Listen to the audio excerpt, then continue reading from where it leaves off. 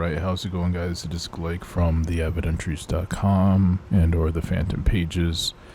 And today we're going to be continuing more of the Kybalion. Sorry, it's been a couple days since the last upload. Yeah, just dealing with some personal stuff. And although I have a lot of time now to finally focus on more content, balancing it with other necessities has been a little bit difficult the last couple days, but I'm still pretty confident that we should be able to finish both books up this week, or by the end of this week. Today I'm going to be doing chapter 12 of the Kybalion, and I'm not quite sure. I think we have a couple chapters left. I don't like to cheat and look ahead, but yeah, I think we probably have about two more readings maybe worth of that Kybalion, maybe 3, because these chapters are very short, before we're ready to move on to I guess the next book or whatever I plan to do afterwards. But but yeah, we're going to be doing chapter 12 today, which is entitled Causation. So chapter 12, Causation. Every cause has its effect. Every effect has its cause. Everything happens according to law. Chance is but a name for law, not recognized. There are many planes of causation, but nothing escapes the law. The Kybalion. The great sixth Hermetic principle, the principle of cause and effect, embodies the truth that law pervades the universe, that nothing happens by chance, that chance is merely a term indicating cause, existing but not recognized or perceived, that phenomena is continuous, without break or exception. The principle of cause and effect underlies all scientific thought, ancient and modern, and was enunciated by the Hermetic teachers in the earliest days. While many and varied disputes between the many schools of thought have since arisen, these disputes have been principally upon the details of the operations of the principle, and still more often upon the meaning of certain words. The underlying principle of cause and effect has been accepted as correct by practically all the thinkers of the world worthy of the name.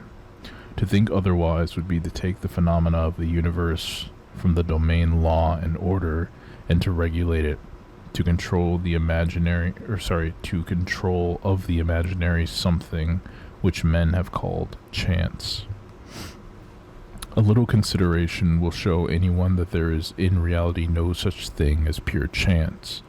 Webster defines the word chance as follows: a supposed agent or mode of activity other than a force, law, or purpose, the operation or activity of such agent, the supposed effect of such an agent, a happening,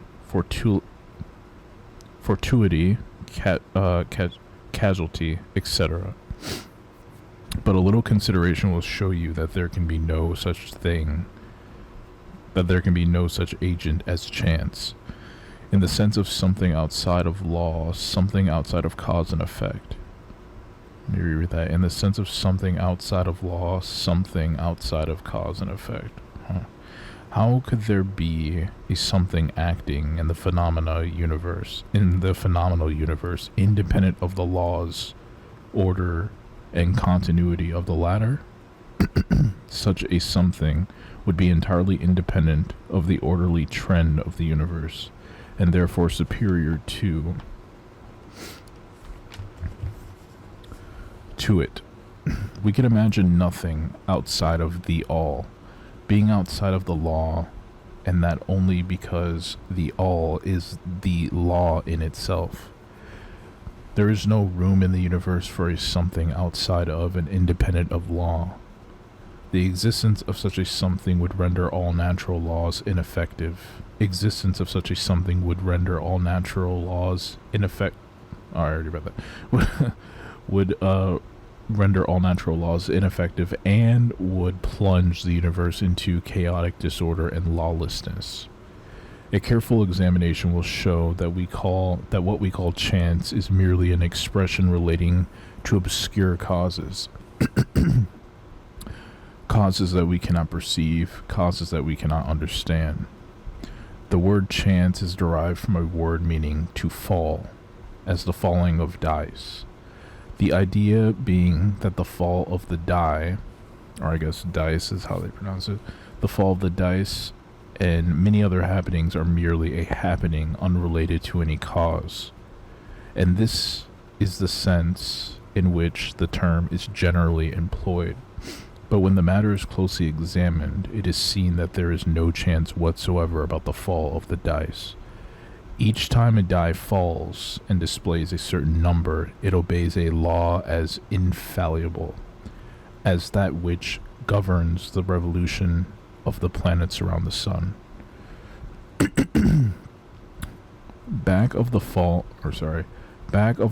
of the die are causes, or chains or causes, running back further than the mind can follow. Okay, that's really confusing.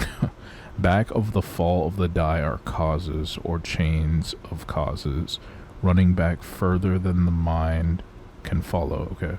The position of the die in the box, the amount of muscular energy expended in the throw, the condition of the table, etc., are all causes. Okay, so this is just basically trying to explain that it's not random. Everything plays a role.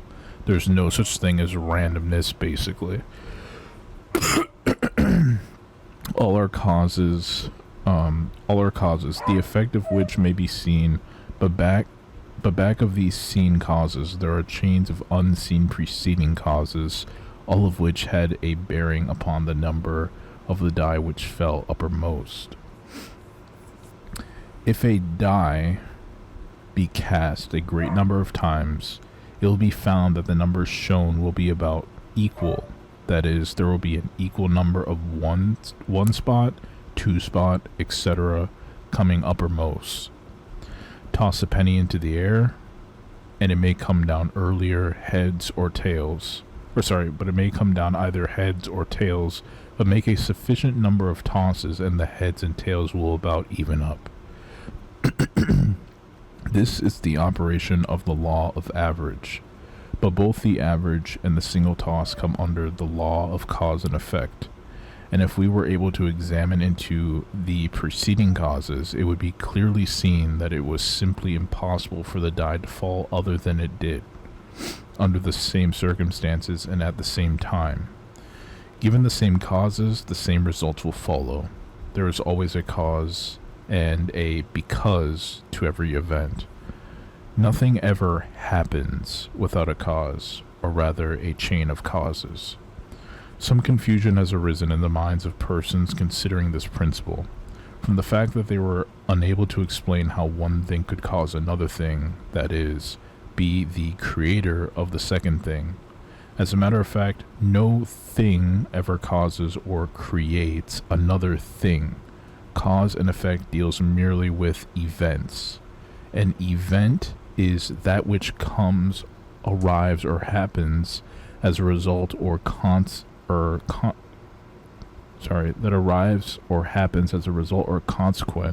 of some preceding event. No event creates another event, but is merely a preceding link to the great orderly chain of events flowing from the creative energy of the all. There is a continuity between all events, precedent, consequent, and subsequent. There is a relation existing between everything that has gone before and everything that follows. A stone is dislodged from a mountainside and crashes through a roof of a cottage in the valley below.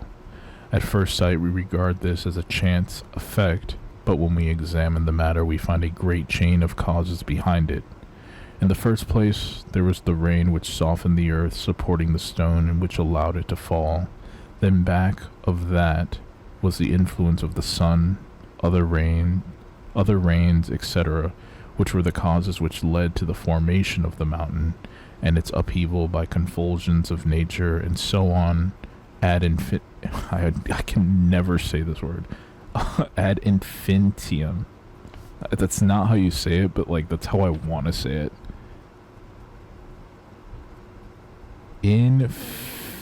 Infinitum. Okay, ad infinitum. Is that how it's pronounced? Then we might follow up the other causes behind the rain, etc. We might consider the existence of the roof. In short, we would soon find ourselves involved in a mesh of cause and effect, from which we would soon strive to extricate, I guess. Strive to extricate ourselves. Let me get a quick drink here. My throat is once again just killing me. Every time I eat before I do a video, this is always what happens. Just as a man has 2 parents and 4 grandparents and 8 great-grandparents and 16 great-great-grandparents, and so on until when, say, 40 generations are calculated, the number of ancestors run into many millions. So it is with the number of causes behind the most trifling event or phenomena, such as the passage of a tiny speck or soot before your eye. It is not an easy matter to trace the bit of soot hack to the early period of the world's history when it formed a part of a massive tree trunk, which was afterward converted into coal, and so on, until, as the speck of soot, it now passes before your vision on its way to other adventures. And a mighty chain of events, causes and effects, brought it to its present condition. And the later is but one of the chain of events which will go to produce other hundreds of years from now. Which will go to produce other events hundreds of years from now. One of the series of events arising from the tiny bit of soot was the writing of these lines, which caused the typesetter to perform certain work, the proofreader to do likewise, and which will arouse certain thoughts in your mind, and that of others, which in turn will affect others, and so on, and on, and on, beyond the ability of man to think further, and all from the passage of a tiny bit of soot, all of which shows the relativity and association of things, and the further fact that there is no great, there is no small, in the mind that causeth all.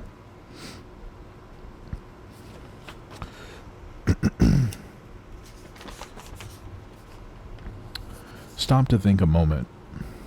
If a certain man had not met a certain maid, if a certain man had not met a certain maid away back in the dim period of the Stone Age, you who are now reading these lines would not be here now. Would not now be here. And if perhaps the same couple had failed to meet, who had failed to meet, we who now write these lines would not now be here. And the very act of writing on our part and the act of reading on yours will affect not only the respective lives of yourself and ourselves, but will also have a direct or indirect effect upon many other people now living and who will live in the ages to come. Every thought we think, every act we perform has its direct and indirect results, which fit into the great chain of cause and effect. We do not wish to enter into a consideration of free will. We do not wish to enter into a consideration of free will or determinism in this work for various reasons. Among the many reasons is the principal one that neither side of the controversy is entirely right. In fact, both sides are partially right according to the Hermetic teachings. The principle of polarity shows that both are but half-truths, the opposing poles of truth. The teachings are that a man may be both free and yet bound by necessity, depending upon the meaning of the terms and the height of truth from which the matter is examined. The ancient writers express the matter thus: the further the creation is from the center, the more it is bound. The nearer the center it reaches, the nearer free is it. The nearer free is it. The further the creation is from the center, the more it is bound. The nearer the center it reaches, the nearer free is it. The majority of people, are more or less slaves of heredity, environment, etc., and manifest very little freedom. They are swayed by the opinions, customs, and thoughts of the outside world, and also by their emotions, feelings, moods, etc. They manifest no mastery worthy of the name. They indignantly repudiate this assertion, saying, why I certainly am free to act and do as I please. I do just what I want to do. But they fail to explain whence arise to want to and as I please. What makes them want to do one thing in preference to another? What makes them please to do this and not do that? Is there no because to their pleasing and wanting? The master can change these pleases and wants into others at the opposite end of the mental pole. He is able to will instead of to will because some feeling, mood, emotion, or environmental suggestion arouses a tendency or desire within him to do so. The majority of people are carried along like falling stone, obedient to environment, outside influences, and internal moods, desires, etc., not to speak of the desires and wills of others stronger than themselves, heredity, environment, and suggestion carrying them along without resistance on their part, or the exercise of the will. Moved like the pawns on the checkerboard of life, they play their parts and are laid aside after the game is over. But the masters, knowing the rules of the game, rise above the plane of material life and placing themselves in touch with the higher powers of their nature, dominate their moods, their own moods, characters, qualities, and polarity, as well as the environment surrounding them, and thus become movers in the game instead of pawns causes instead of effects. The wording there is very weird. Instead of pawns causes instead of effects. What? The masters do not escape the causation of the higher plane, but fall in with the higher laws, and thus master circumstances on the lower plane. They thus form a conscious part of the law, instead of being mere blind instruments. While they serve on the higher planes, they rule on the material plane. But on higher and on lower, the law is always in operation. There is no such thing as chance. The blind goddess has been abolished by reason. We are able to see now, with eyes made clear by knowledge, that everything is governed by universal law, that the infinite number of laws are but manifestations of the one great law, the law which is the all. It is true indeed that not a sparrow drops unnoticed by the mind of the all, that even the hairs on our head are numbered. As the scriptures have said, there is nothing outside of law, nothing that happens contrary to it. And yet, do not make the mistake of supposing that man is but a blind automaton. Far from that. The Hermetic teachings are that man may use law to overcome laws, and that the higher will always prevail against the lower, until at last he has reached the stage in which he seeks refuge in the law itself, and laughs the phenomenal laws to scorn. Are you able to grasp the inner meaning of this? Alright, and that's going to conclude chapter 12, Causation. Got a very interesting chapter coming up next for 13. It's a shorter one, I feel, but yeah, I think they're going to draw these chapters out because these chapters are pretty short, it looks like. So yeah, I'm thinking probably 3 to 4 more vids 4 tops, I think. I think probably 3 is going to be a lucky guess, but yes, it's Thursday now. Yes, probably will end up spilling into next week, most likely, since it is Thursday now. And but I think there's a pretty good chance, for sure, the completion, if I continue to do uploads for the remainder of the week, so if I don't miss a day for the rest of the week, the completion process will definitely be done by the end of this week. And then at that point, we can just do Kybalion every day until we are done. But anyway, that's going to do it for Chapter 12 today. Hopefully you guys were able to get a lot from that. That's definitely one that I'll have to go back and read. It's a little bit hard for me to take in a lot of that. My throat is also acting up, so yeah, I can barely even focus. So anyway, that's going to do it for this one. If you guys enjoyed the reading, make sure you drop a like on the video. Let me know what you thought of the chapter below in the comments. Let me know what you took from it, if anything. And if you haven't done so yet, make sure you subscribe to the channel. Hit the bell so you can stay up to date on everything dropping here, all the upcoming content, and the rest of the readings. So that's going to do it for me today. Thank you for watching. Thank you for your energy. And I'll see you guys next time. Take care.